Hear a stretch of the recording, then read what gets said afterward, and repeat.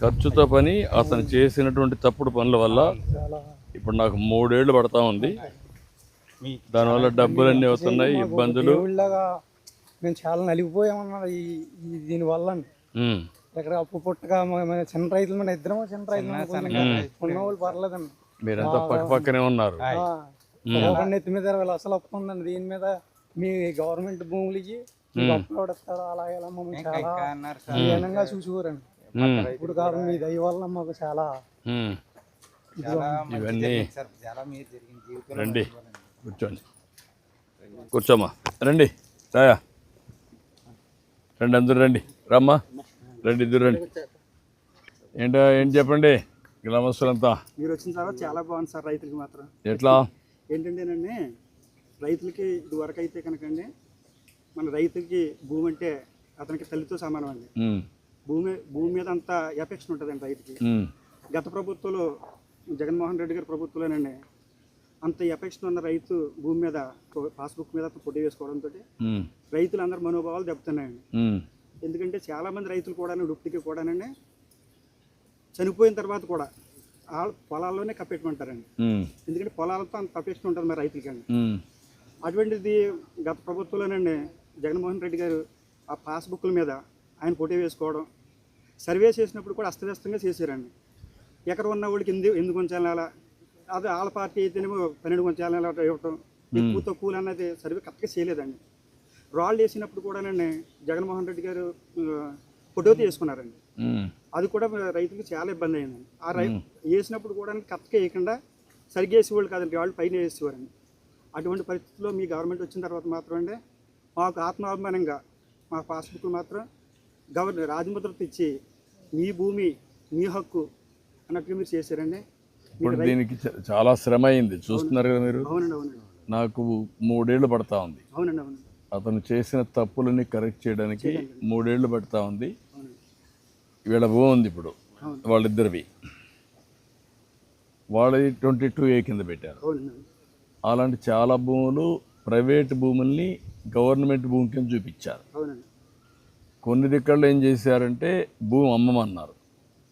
అమ్మమంటే దాన్ని బేస్ చేసుకొని 22A కింద పెట్టేశారు. ఇలాంటివి అవకతవకలు చాలా జరిగాయి. నువ్వు ఇంకో మాట కూడా చెప్పావు, వాళ్ళ పార్టీ వాళ్ళ పేర్లతో ఎక్కువ రాసేసుకున్నారు. అవి ఇచ్చేసి పట్టదారు పాస్బుక్ ఇవ్వడం, ఇలాంటి చాలా అవకతవకలు చేశారు. దౌర్జన్యం ఇవన్నీ. ఇప్పుడు దానికి మళ్ళీ నేను బ్లాక్ చైన్ టెక్నాలజీ పెట్టడం, మీరు అన్నట్టు మళ్ళీ కింద నేను తప్పులు చేస్తారని నేనే రావడం, ఎవ్రీ మంత్ పెట్టి మీకు అందరికి ఇచ్చారా లేదా మళ్ళీ ఫోన్లు చేయడం, మీ సాటిస్ఫాక్షన్, ఇన్ని చెక్స్ అండ్ బ్యాలెన్సెస్ పెట్టి చేస్తున్నాం. దాంతో కొంత కంట్రోల్ అయ్యారండి. అది కూడా ఇదివరకు జగన్మోహన్ గారి గవర్నమెంట్లో పంట డబ్బులు కూడా 2 నెలలకు పడటం 3 నెలలకు పడటం జరిగేదండి. నేను కూడా వచ్చేవాడిని. మీరు వచ్చిన తర్వాత 24 గంటలు. అప్పుడు నేను తణుకులో వచ్చి ఒక పెద్ద ధర్నా కూడా చేశాను. అప్పుడు వేరే ఇక్కడ మీ రైస్ మిల్ వాళ్ళు ఇక్కడ ఇవ్వకుండా ఈస్ట్ గోదావరిలో ఇచ్చేవాడు. అవునండి అవునండి. దూరంగా ఇచ్చేవాడు, అది ఇక్కడ ఇచ్చేవాడు. అంటే వాళ్ళకి ఏ రైస్ మిల్ కావాలంటే ఆ రైస్ మిల్కి ఇచ్చేవాడు. ఎక్కడంటే అక్కడ చేశారు. అది కూడా దాన్ని 75 బస్తాలు 75 కేజీలు అయితేనండి 80 కేజీలు చూసుకునేవారండి. అవును, అది కూడా చేశారు. అది కూడా చేసి వాళ్ళ కమిషన్ కింద నష్టం వచ్చిందని ఒక 5 కేజీలు లాగేసేవాడు. అది కూడా మన గవర్నమెంట్ వచ్చిన తర్వాత 24 గంటలోనే వేస్తున్నారండి డబ్బులు. 24 గంటలు వేస్తున్నాం, అన్ని సిస్టమ్స్ పెట్టాను. అంటే ఇంకా బాగా చేయాలి మనం. అంటే మనకి రాను రాను ఫుడ్ హ్యాబిట్స్ మారాయి, ఆహార అలవాట్లు మారుతున్నాయి. ఏది కానీ యూరియా క్రిమి సంహారక మందులు వాడితే తినేవాళ్ళు మానేస్తున్నారు, వాళ్ళు టెస్ట్ చేస్తున్నారు. ఇప్పుడు ప్రకృతి వ్యవసాయం ఒకటి ఈ తగ్గించడం, రెండోది రైస్ తినడం లేదు, అది కూడా ప్రాబ్లం. ఆ వెరైటీస్ కూడా మనం కానీ కరెక్ట్గా లేకపోతే అది కూడా తినరు. రైస్ ఇట్ సెల్ఫ్ తినేవాడు తగ్గిపోయారు. కొర్రలే కాదు, ఇప్పుడంతా కూడా ప్రోటీన్ తింటున్నారు. ఇప్పుడు మీరు చేపలు పండిస్తారు, చేపలు ఎక్కువ తింటారు. అది ఆ స్థాయికి వస్తూ ఉంది రాను రాను. ఫుడ్ హ్యాబిట్స్ మారిపోయి ఎక్కడ చూసినా దేశం అంతా కూడా సర్ప్లస్ ప్రొడక్షన్ వస్తాం. అది ఉంది. ప్రొడక్షన్ కూడా బంపర్ ప్రొడక్షన్ వస్తూ ఉంది అన్నిటికీ. ఇప్పుడు ఏ విధంగా డైవర్ట్ చేయాలి ఇవన్నీ కూడా వర్కౌట్ చేస్తున్నాం. మన ప్రభుత్వం వచ్చిన తర్వాత అండి కాలువలు కూడా అండి బాధించడం వల్ల వైఎస్ఆర్సీపీ చివరి భూములు కూడా నీళ్ళు కూడా వస్తున్నాయి ఇప్పుడు అన్ని చేస్తాం. ప్రతి ఎకరానికి కూడా నీరు అందిందండి ఈ సంవత్సరం. పంటలు కూడా బాగా పండాయి. బోధులు నీరు ప్రతి బోధికి నీరు నడుతుంది. అవును యా, ఇంకా నీట్గా చేసి అన్ని కూడా సిస్టమేటిక్గా ఉండాలి నా కోరిక.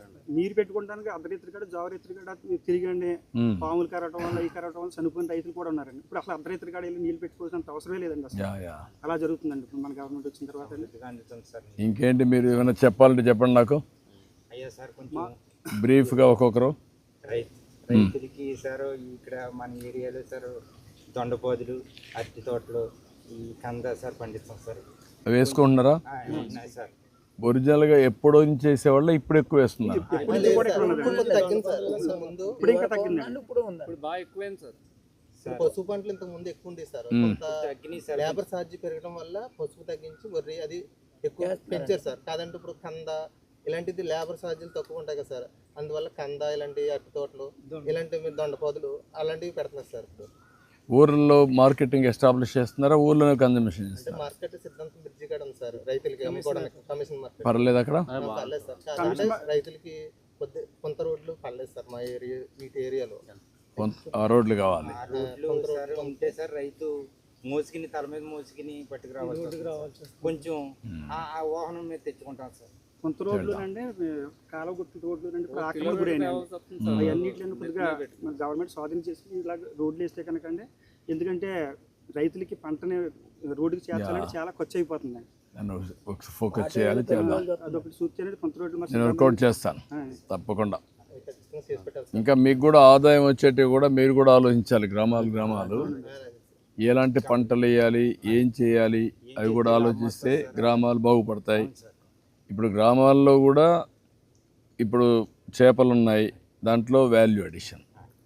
మీరు కమర్షియల్ క్రాప్స్ ఉన్నాయి, చామ ఇవన్నీ బనానా చామ అటుంటన్నీ అవి ఎట్లా తీసుకొస్తారు అనేది అది నెక్స్ట్ లెవెల్.